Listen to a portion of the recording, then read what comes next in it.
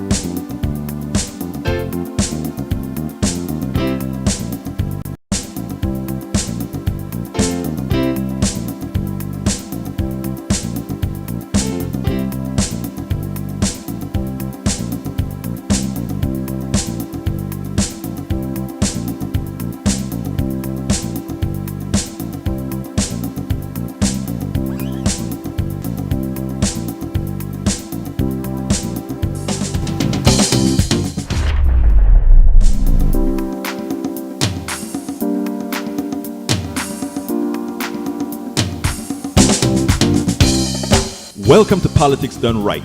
I am your host, Egberto Willies. This is a progressive program that will take the mystery out of politics. This is the program that will encourage you to make sure government becomes we the people.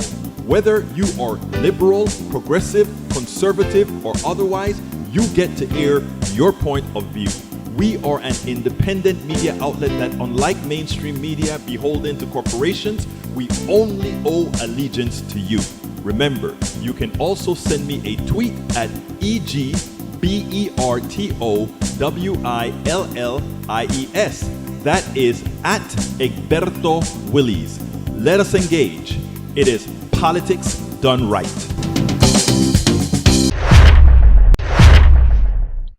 Well, folks, welcome to one more edition of Politics Done Right. I'm Egberto Willies, your host. Thank you so kindly for being part of the show. Whoa. It was tough getting here, getting this stuff out. I just got through processing the last video. There's so much happening, folks. There is so much happening. Welcome aboard to the house. Michael Rudnin, first one in the house from Brooklyn, New York. We also have in the house Paul Fleming from Powder Springs, Georgia. Lisa Blair from Atlanta, Georgia. Jacqueline Campisi, or Residente. Profesora, the teacher here in Katy, Texas. Good afternoon. We also have Joe. Where have you been? We've missed you. Good afternoon. Our beautiful Joe from Los Angeles, California. Yvette Avery Herod from Atlanta, Georgia. Thank you for being here. Mara, we missed the first few on Substack, but we've got Marilee Moldon Mac from Appalachia. You hear me talk about Appalachia a lot. Pamela Bowen, Susie Renard, Adam W. How you doing, Adam? Adam is from Pittsburgh, close to Pittsburgh, Pennsylvania. Will Nickerson, welcome aboard. Leave the Bearcat from Austin, Texas. May Wood from Long Beach, California. Welcome, everybody. We have a big show for you today. First of all, let's go ahead and start. Michael said he's watching from Twitch. All right, Michael, you like Twitch? I like Twitch too. So, good streamer. Very good streamer. Look, before we get started, let's talk about Iran. Donald Trump wants, Netanyahu, because Netanyahu was fairly successful in hitting a few targets in Iran, and Donald Trump loves to win. Well, Donald Trump is actually seeking to do something there. But beforehand, let me welcome as well Barbara Wiltz from Michigan, Upper Peninsula, as well as Harry Denson from Missouri City, in the Houston metropolitan area. Roosevelt Thomas, PR, welcome aboard. All right, let's get busy. Here's the deal. Donald Trump noticed that even though he didn't want Israel to go into Iran, he noticed that, wow, it looked like Bibi was successful in knocking out a few things. He knocked out a lot of their air defense, and knocked out a lot of their stuff, got a few of their nuclear stuff knocked out. So he is thinking that this may be a successful mission. Remember 2002, guys? You know, it's always easy to bomb stuff up in the beginning until you have to then get things done, right? So he thinks it's okay. So we have APAC, according to I heard this while I was on the stepper with Mr. Tom Hartman, that APAC has the senators and the congressmen and the congresswomen's, their phones are being lit up. Their phones are being lit up, advising these senators and congresspersons to go ahead and support the president in bombing the holy crap out of Iran and sending that 30,000-pound bunker buster that is good for 200 feet deep into Iran. So now Donald Trump, who always claimed he doesn't want war, is warming to the idea. And all the indications he's given, Iran can't have a nuclear bomb. Iran can't have a nuclear bomb. Even though the treaty that Obama signed with Iran pretty much had them under control and under test, etc. And Donald Trump is the one who screwed that up. Otherwise, we wouldn't be in the situation that we are. Donald Trump breaks things and then try to fix them and never fixes them correctly. But this got to me. I want you to listen to him answer this reporter. This simply got me upset, and I'll explain after we get back. Check this out, and then we'll talk about it on the other side. Both here and abroad, who are not only concerned about the U.S. potentially getting involved in another conflict in the Middle East, but worry about the potential for retaliation here at home. Yeah, well, I don't want to get involved either, but I've been saying for 20 years, maybe longer, that Iran cannot have a nuclear weapon. I've been saying it for a long time, and I think they were a few weeks away from having one. And they had to sign a document. I think they wish they signed it now. It was a fair deal. And now it's a harder thing to sign. You know, there's a lot of water over the dam. But, it's very, I say it very simply. Iran can't have a nuclear weapon. Too much devastation. And they'd use it. I believe they'd use it. Others won't use it, but I believe they'd use it. So that's it. It's very simple as far as I'm concerned. They can't have a nuclear weapon. Okay, listen. Neither Israel or the United States has the right to talk about anybody really killing people, or have the right to tell anybody, in my humble opinion, that they shouldn't have a bomb. So let's be clear here. Donald Trump in that little short clip just said, "Oh, we know they'll use it. We know they'll use it." Why? Are you projecting? Let's be clear here. The people that we normally consider pariahs, right? The countries that we consider pariahs: North Korea, Russia, China, they all have the nuclear bomb. Friends of ours, India, Israel, purportedly Brazil, but we're not so sure about Brazil, and they also have the nuclear bomb. We also have France, the United Kingdom. They also have the nuclear bomb. Wait a minute, Germany, maybe? Well, of course, Germany has the technological expertise to build it. They won't tell you that they've had it. Actually, they have a World War II past that they don't want to relive. Okay? Now, We take a look at Pakistan. Faux or not faux, we never know where Pakistan is with regards to the United States government. And then we have the United States with a large, large contingent of nuclear weapons.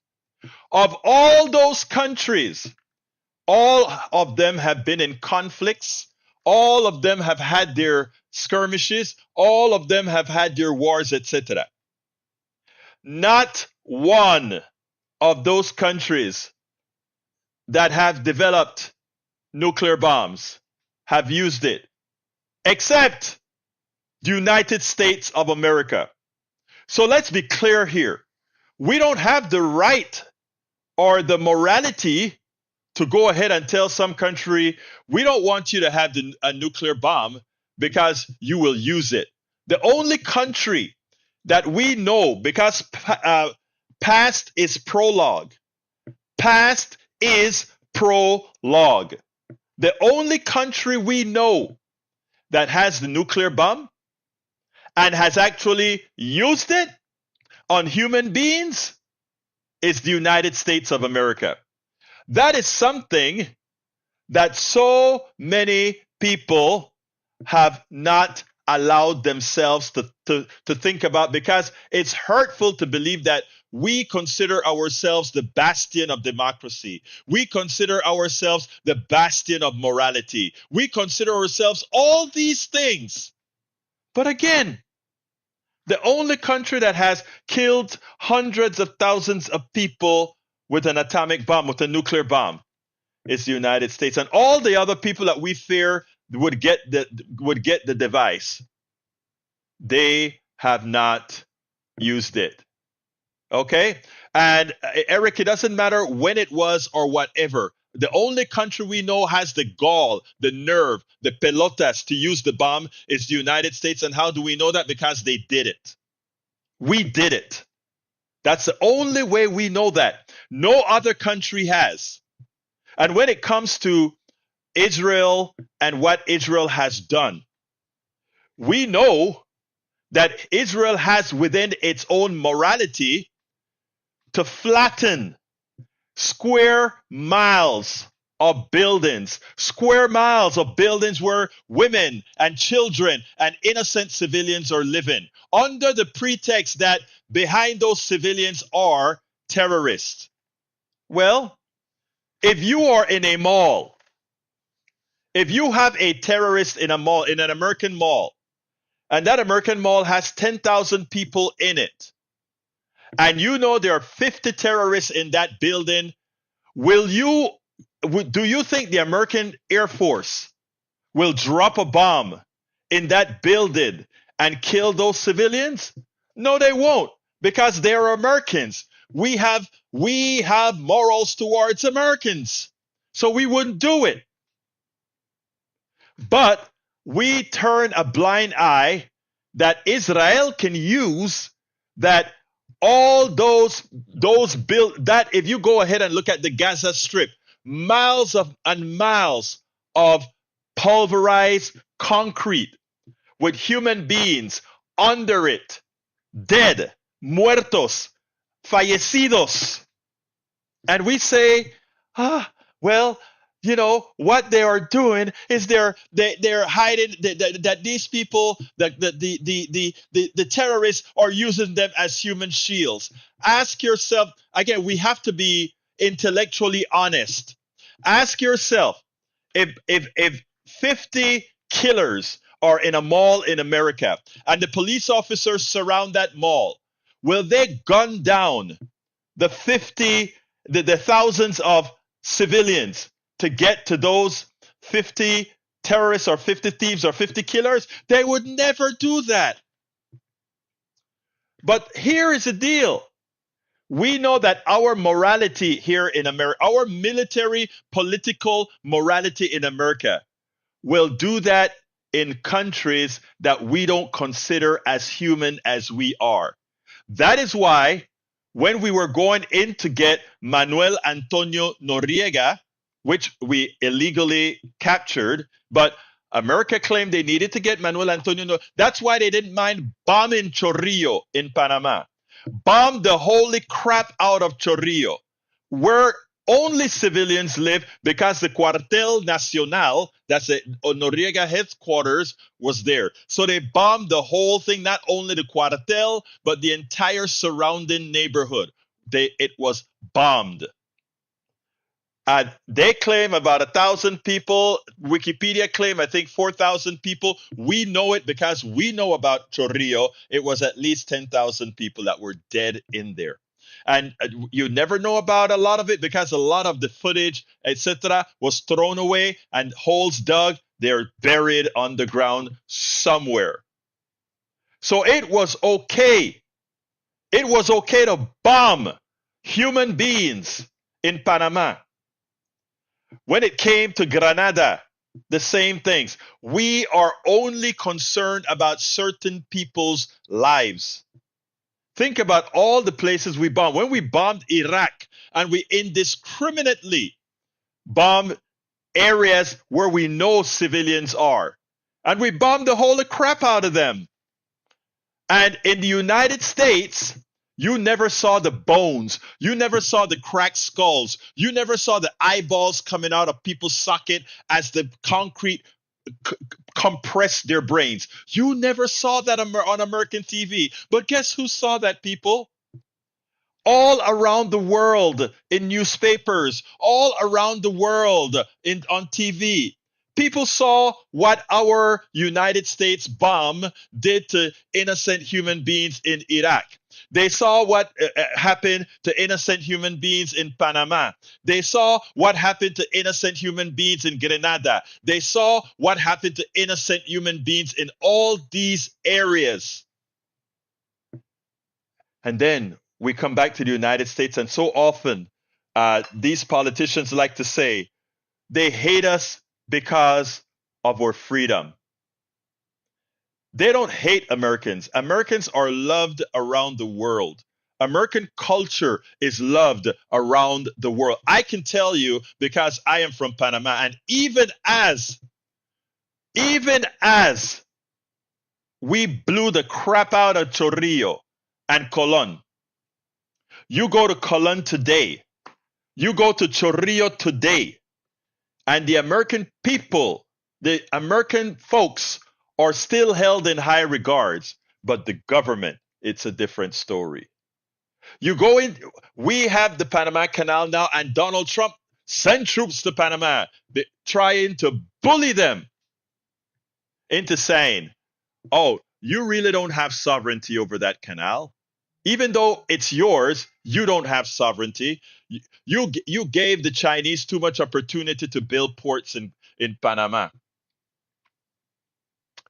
Folks, if we keep up, you know how empires fall?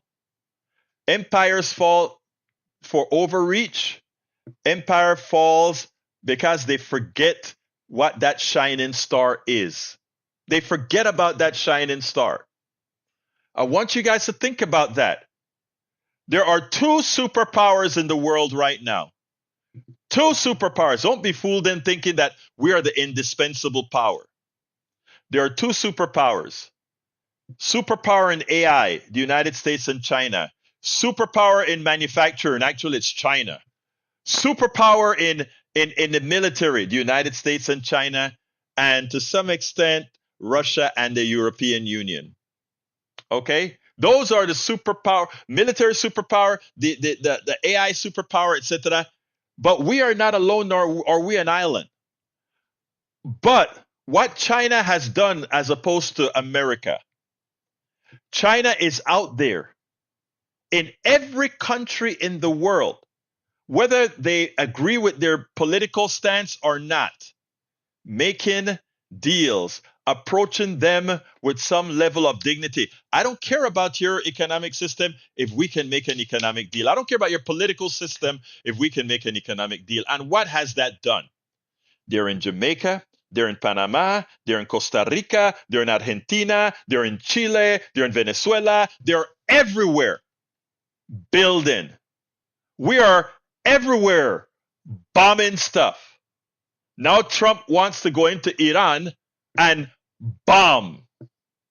I want to ask you, and Trump comes in, and what's the first What's the first agency he screws and he gets rid of and he defunds? USAID. That is the one agency in America that projects American goodwill around the world. Feed the hungry, and with those big things of wheat and peanut butter and stuff from our farmers that says, you know what? This brought to you by the farmers of America. This brought to you by the United States of America. Goodwill. Goodwill. And that's what it's all about.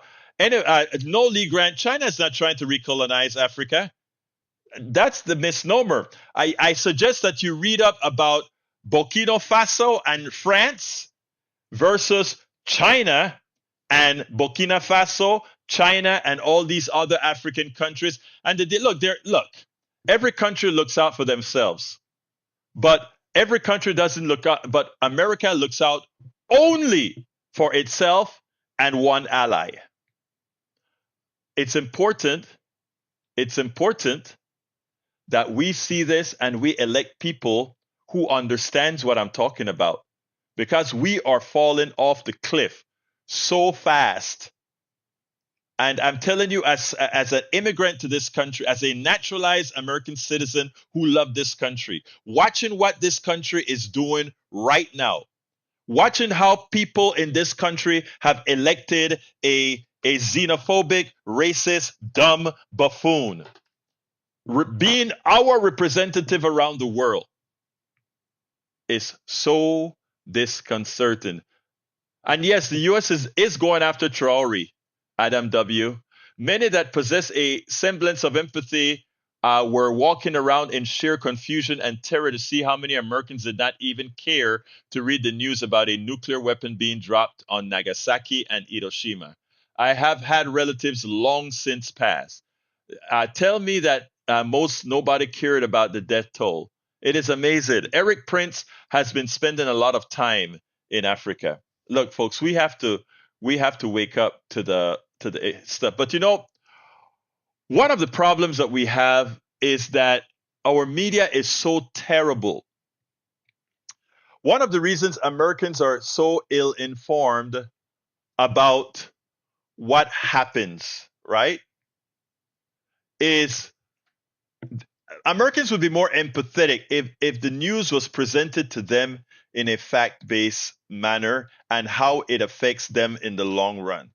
Like USAID, what Elon Musk and Trump did to USAID, the immediate effect is not going to be known right away. But over time, people are going to know exactly what happened. And all of us are going to pay the price, because we are going to lose the goodwill from the rest of the world, as we're losing in many places. And China, unlike us, is gaining goodwill around the world, around the entire world. And goodwill is so much better. Bruce said, sad implication, the Chorrillo neighborhood was black. Where were you in 89? In 89, I was in Houston.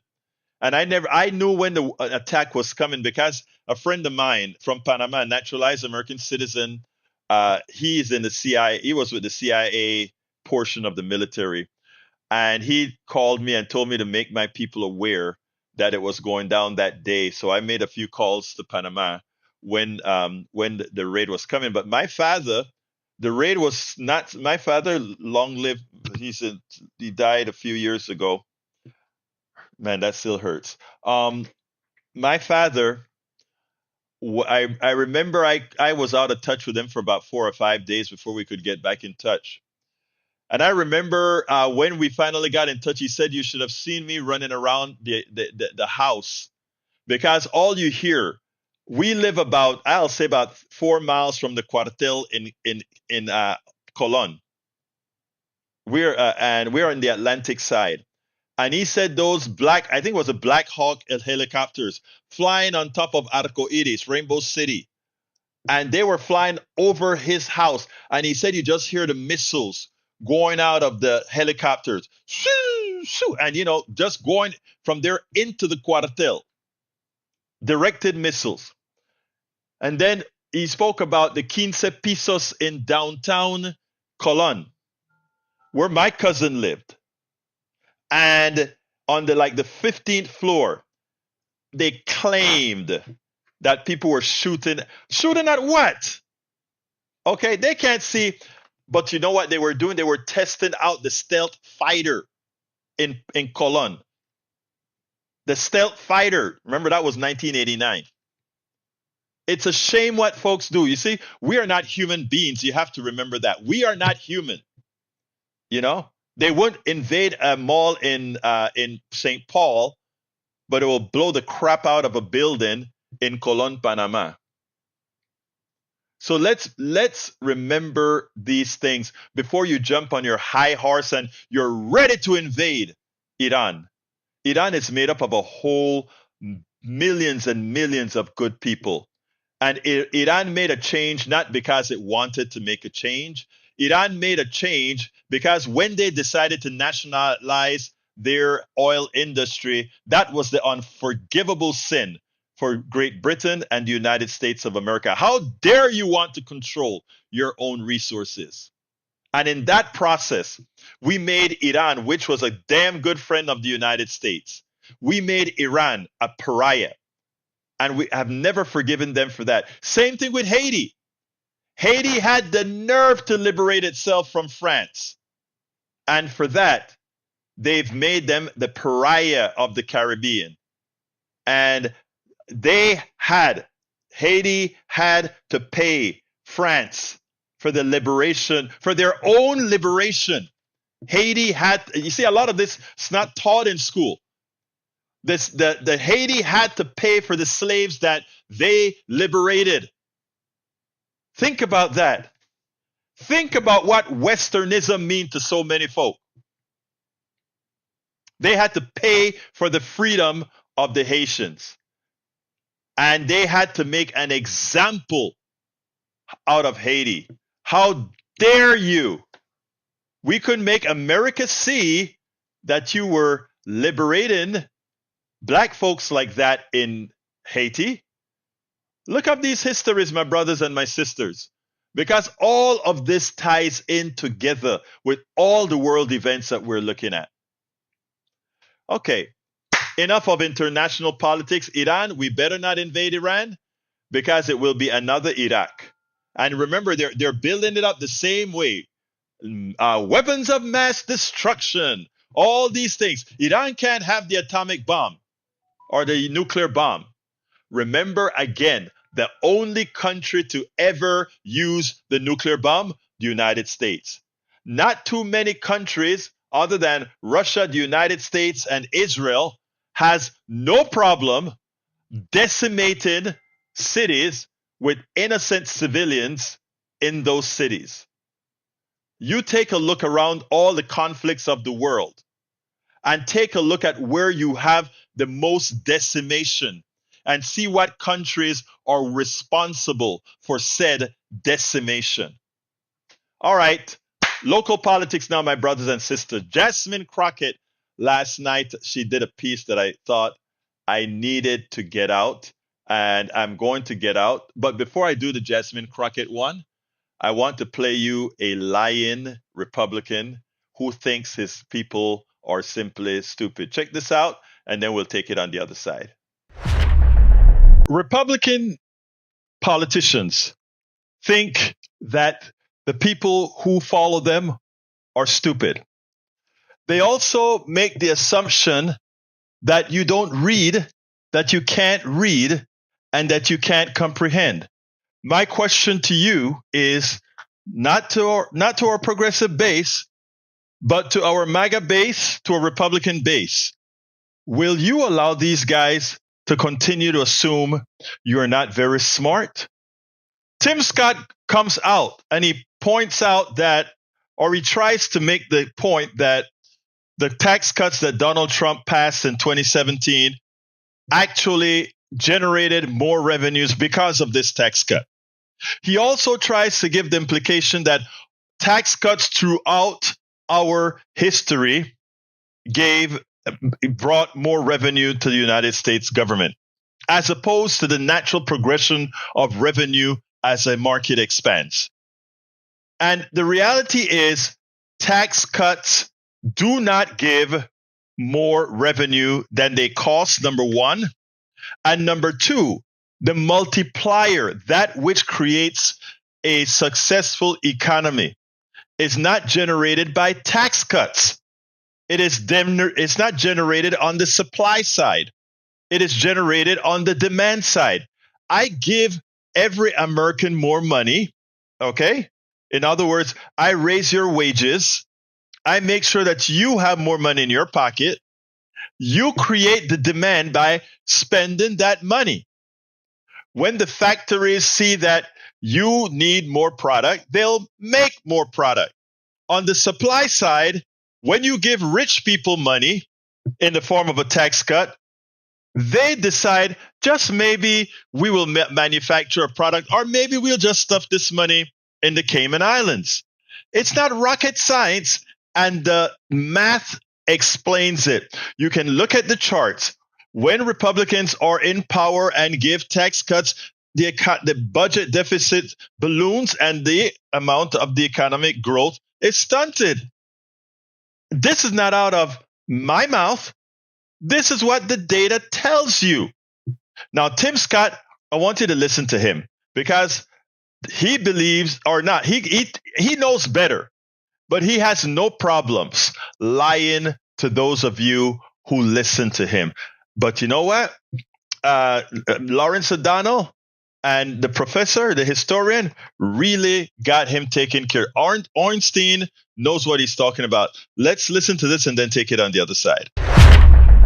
You can try, but you're going to find it's very hard to be more wrong than Republican Senator Tim Scott. In 2017, the CBO said the Tax Cuts and Jobs Act would increase the deficit and the debt by trillions of dollars. Well, what happened? They were wrong. Now, this is not surprising. They were wrong on the Mellon tax cuts in the 1930s. They were wrong on the Kennedy tax cuts in the 1960s. They were wrong on the Reagan tax cuts in the 1980s. When have they been right? I don't know either. But what I can tell you, 2017 TCJA produced a 3% increase in revenues in 2018 and another 3% in 2019. Why? Because the Laffer curve is right. If you lower taxes, you increase production, and that means more revenues for the government. It always has worked. I think it always will work. CBO, wrong then, wrong now. And Norm Ornstein is back with us. And Norm, I know CBO, Congressional Budget Office, didn't exist until 1974. So the whole thing about the 1920s tax cuts and the 1960s tax cuts, what else might the senator have gotten wrong there? Well, the idea that the 2017 tax cuts increased revenue, which of course has been a fallacy that we've seen with every set of these tax cuts all along the way. I have to tell you, Lawrence, watching that, I was a consultant on Veep for several seasons. If Jonah Ryan, who anybody who watched Veep remembers, had seen that, he would have said, how dumb can anybody be? But this is now par for the course.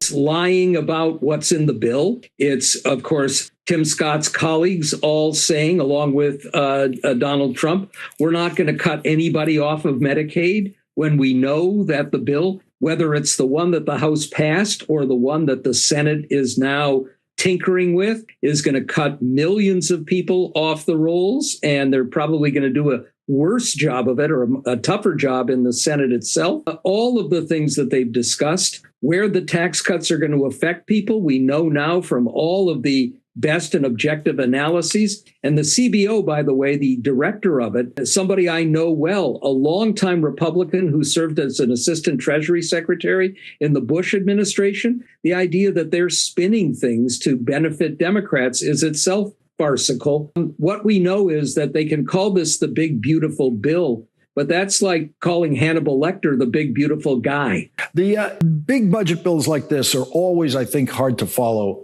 for people out there, even trying to follow the news. And one of the things that's so striking about this is that there's very, very powerful polling on it. It has a 64% unfavored favorable. And that's actually hard to get. It's hard to get a 64% opinion about legislation as big and bulky and complex as this. And, the other part of this that is so striking is that the people who will be hurt the most if any version of this bill passes are the Republicans' constituents. The first ones hurt by the Medicaid cuts, along with working and poor Americans, are rural hospitals. Mm-hmm. We know hundreds of rural hospitals will be closed as a consequence. They can't get by without the revenues from Medicaid. The tax cuts are going to add a burden, along with whatever tariffs we finally get in this bizarre process, are a burden on working class and poor Americans, all to benefit ginormous tax cuts for the wealthiest among us. It's no wonder that people, even if they don't know much in the details about this, understand that this is a destructive bill. And while we have differences between the House and Senate Republicans and no Democrats involved in any way, at some point they're going to have to pass something. We have a debt ceiling and default possibility looming sometime in the next few months. We could get a government shutdown before October 1. So they're going to have to do something. And there is nothing that suggests that what they're going to do is going to be constructive for the vast majority of Americans. And these Republicans are going to vote in this bill on a huge increase in not just the debt, but the debt ceiling. They're going to vastly expand how much the debt can go up even beyond this bill. That's one area where they're going to have to be relatively honest. What we know is from the Congressional Budget Office, from all of the best forecasters at universities and elsewhere, we're talking multiple trillions in increases in the debt that's already very high. And we also know if you add in the extra costs that come because interest rates inevitably are going to go up. They're going to go up because of tariffs. They're going to go up because we're not going to be able to attract investment from abroad in the dollar or in America. And that itself adds even more to the debt burden. It's a multiplying factor. And, for people who have portrayed themselves, and often our media, a hobby horse of yours and mine, keep calling them fiscal conservatives. They are exactly the opposite of fiscal conservatives. They are fiscal radicals. Folks, it is time for us to stop allowing these guys to lie and get away with it. They lie, they put some stuff out, and, everybody eventually finds out it's a lie, and then they get a break. I think it is time for us to frame them as liars. We need to stamp them. We need to put a scarlet letter on them so that at no point is their word considered valid. And the mainstream media has to do its part. This guy comes out and lies on air. He should have access to the air. You shouldn't be seeking liars to go on air. You should be looking for people who come and defend their point of view. I mean, the people who want tax cuts for the rich should come out and defend why they want tax cuts for the rich, because those are the people who supply them with their funds. These are the people they think they honestly believe the rich are better people than their base. Come out and honestly say it. Don't lie to the base and then have them frustrated about who is to blame for their demise. And likewise, a direct message to MAGA. A direct message to the conservative working class people. A direct message to poor people who have a tendency to vote for Republicans and conservatives. They are lying to you. They don't think you have much upstairs. They don't think you have the ability to critically think. And because of that, they continue to harm you day in and day out. When you vote for these guys, you remember what you're doing is you are voting to keep yourself poor, to keep your wages down, and to ensure that your wealth goes to those few at the top. That's not a statement. That's not a hollow statement. That is a statement of fact that if you choose to critically think and if you choose to research, you will come out with exactly what I just said. Absolutely so, folks. Absolutely so. I have one last video. This one is with Jasmine Crockett. I used her as a tease to go ahead and put this particular segment up. I want you to listen to this one in detail. This is important, especially if you're living in a rural area. You know, folks in rural areas, we have to get with the program, folks. We have to get with the program. Representative Jasmine Crockett, Democrat of Texas, appeared on Chris Hayes' show, All In. And interestingly, Chris Hayes, she went on to discuss the big, beautiful bill, right? The one big, beautiful bill that really is a big, ugly bill, a bill that really harms most Americans. After going through quite a bit, Chris Hayes pointed out something interesting. And he asked her, where is the hospital lobby? To which Crockett didn't quite have an answer.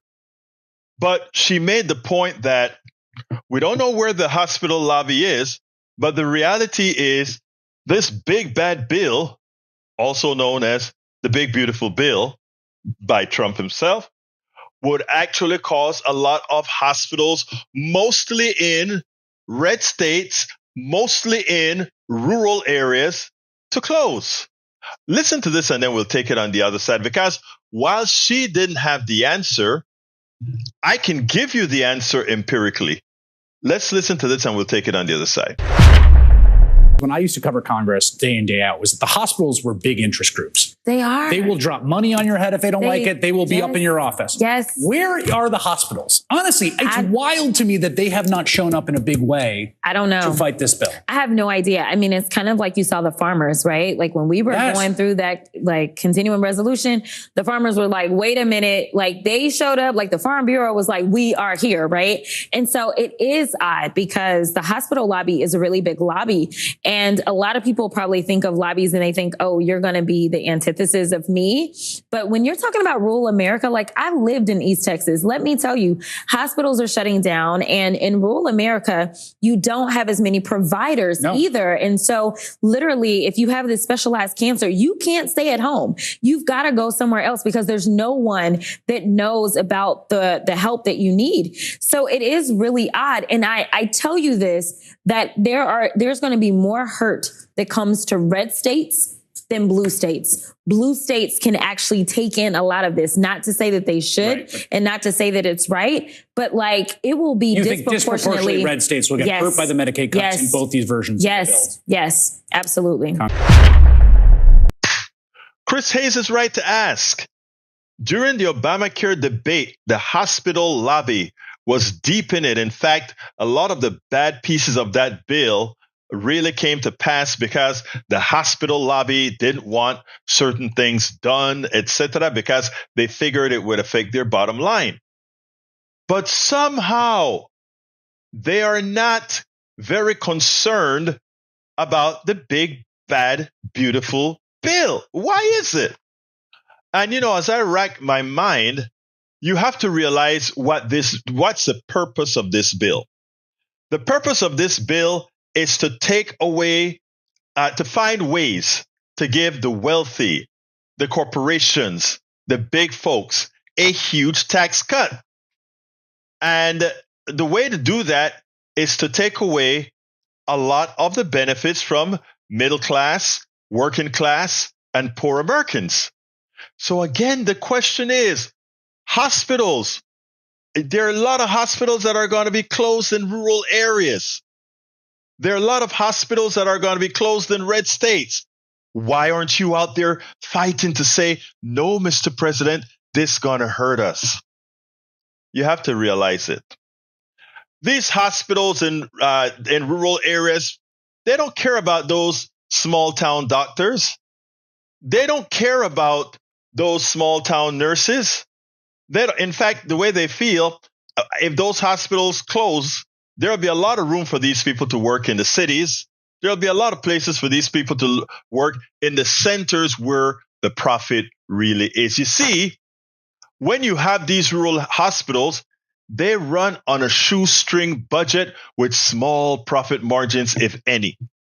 So it's really there as a service, because you want to have a body there to go ahead and bring, for all the poor people that are living there. But again, if a large percentage of these people are giving you Medicaid money, and the big hospitals can get Medicaid money and other money, they would look and say, well, you know what?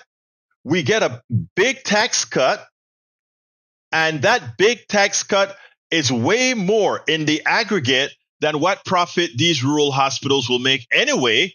So why fight the bill? Let's make the big city hospitals and the satellites in the big cities more profitable, and to hell with the rural hospitals. So we constantly screw the folks in rural areas, and by implication, we screw the red states. But the only way you get to screw the red states if you fool the red states, because they are the ones who support the people who are going to screw them, because their leaders had never, ever cared about them. That is why in Texas, where, and I repeat this ad nauseum, in Texas, where for the first 3 years of the Affordable Care Act, people could get Medicaid, the state paid zero, and all these people would get insured. But the state of Texas said no. Likewise, after 3 years, they could get the Medicaid for 10%. In other words, the government would pay 90% of the bill, and Texas would be responsible for just 10%, small amount.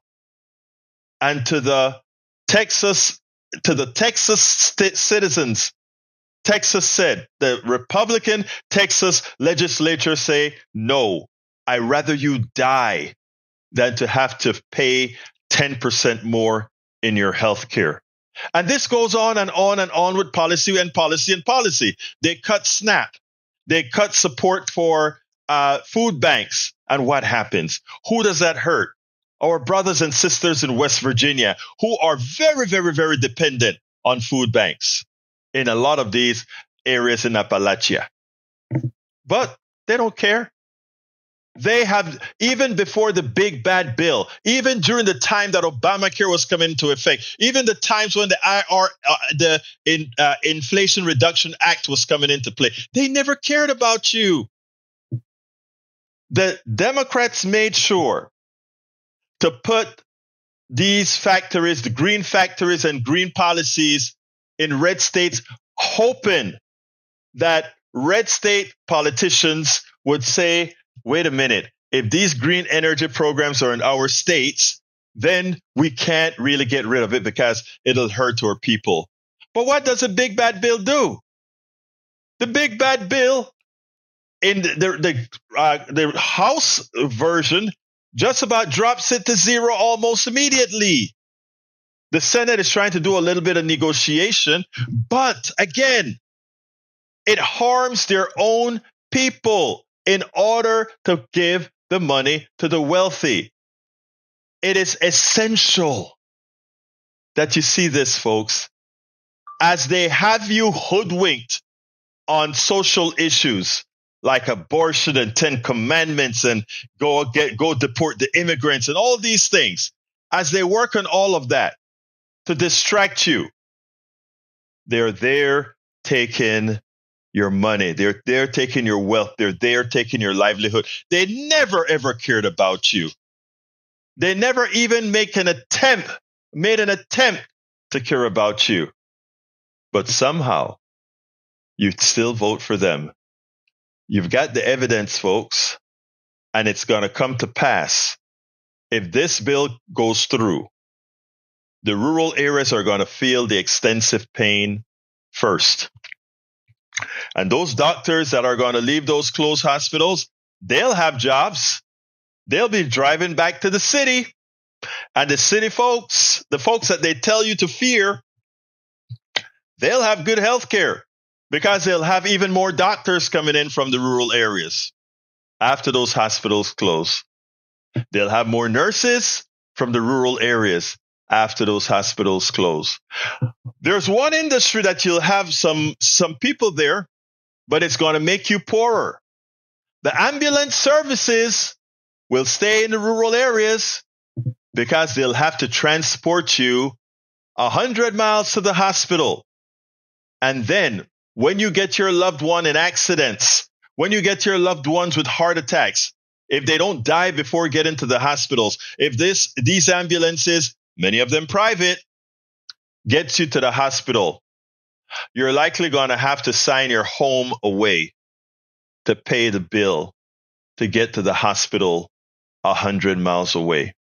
So you see, they're screwing you up front, and you'll be screwed again if you get hurt and have to be rushed to the hospital. And God forbid you have to use the helicopter, because at that point, you probably also lose your form. Folks, look, I can't express this in more detail. Jasmine Crockett nailed it. Yes, it's going to affect the rural hospitals. Chris Hayes nailed it. Where the hell is the hospital lobby? And what I'm telling you is they've done their cost analysis, and they figured, to hell with the rural hospitals. To hell with them. You guys are the ones who need the Medicaid more than anyone else. And since the Medicaid doesn't pay as much as we can in the city, to hell with it.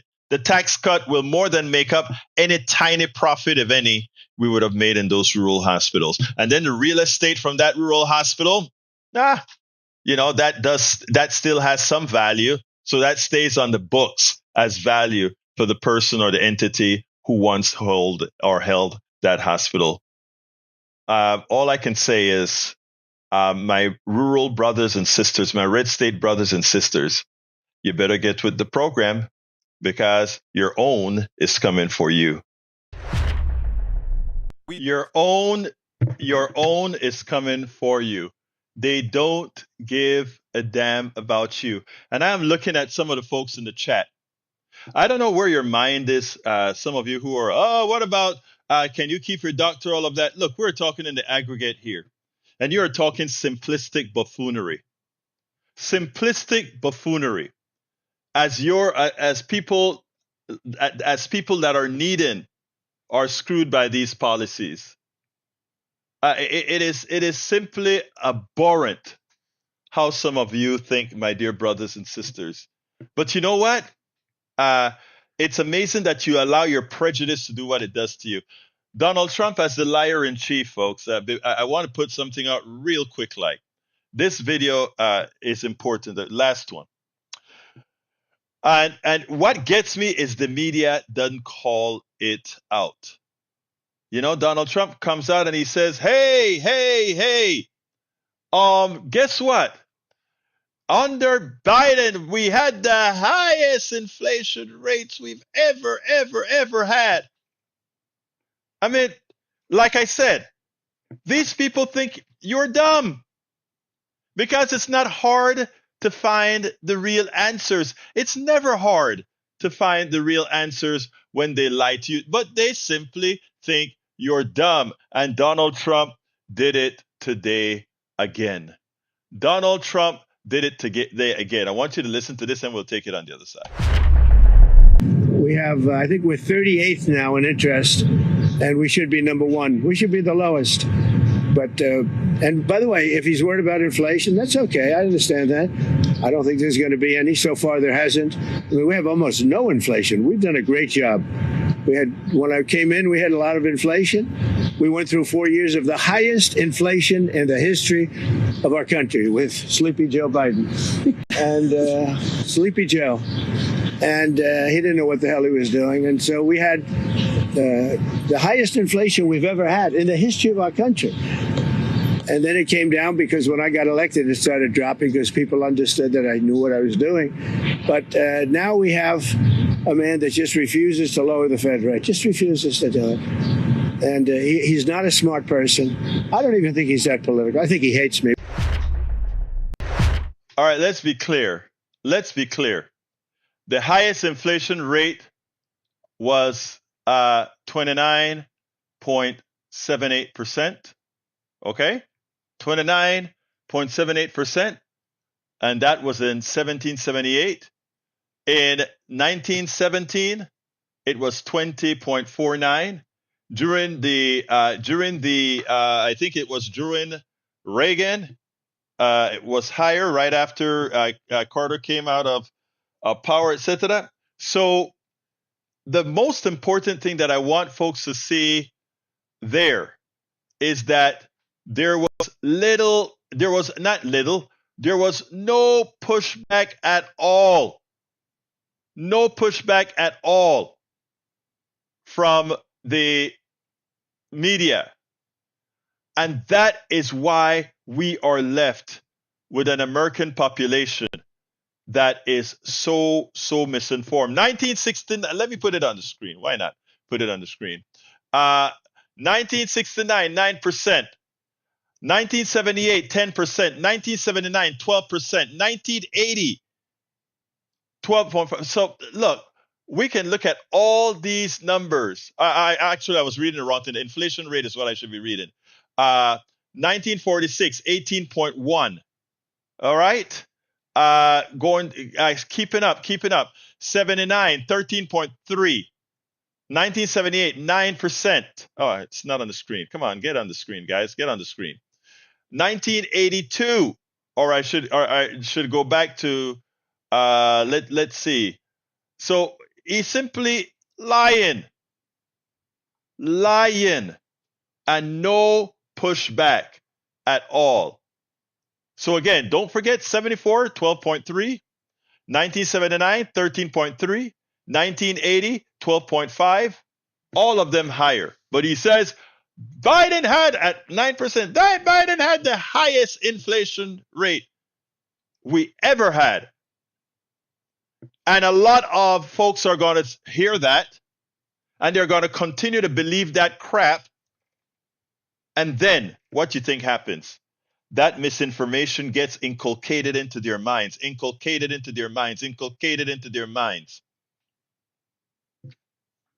And then what?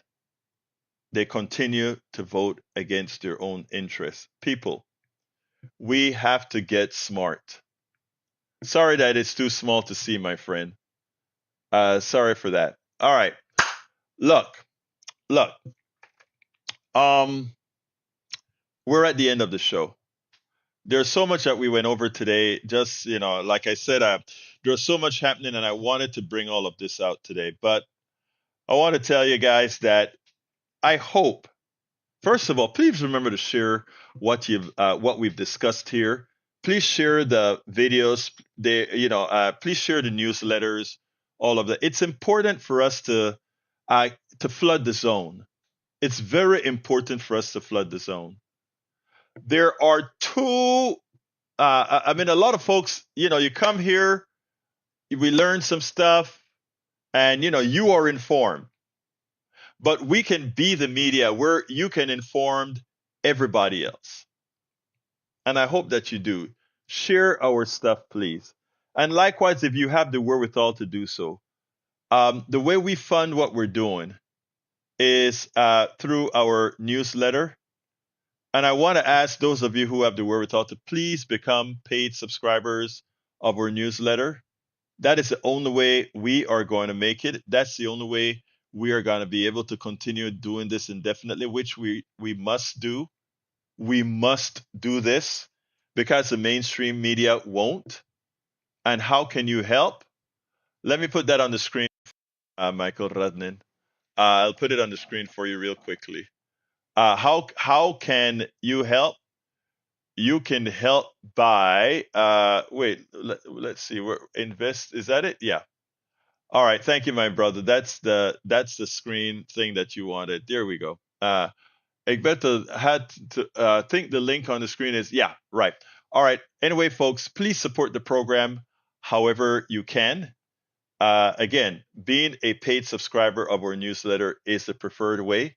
And let me go ahead and put that. Let's get to that screen, and then I can get all of that placed in there. Becoming a paid subscriber ensures that we can continue doing this, and we do a lot more. From TikTok to Instagram, we make sure all this stuff is out there. So please become a paid subscriber if you can. It will really allow us to keep putting the message out. And we have a lot of work to do between now and actually November. There are several elections that are occurring in November that we better win. Virginia is one that we have to win. And there are a few other places that we must win. We have to start taking back that which was taken away. Help us do that. Again, the newsletter is politicsdoneright.com/newsletter. Please become a paid subscriber to get out of here. Thank you so kindly. Love you all. You can send me direct email at info@politicsdoneright.com, info@politicsdoneright.com. My name is Egberto Willies. This is Politics Done Right. And you guys know how I end this baby. I am what? Out!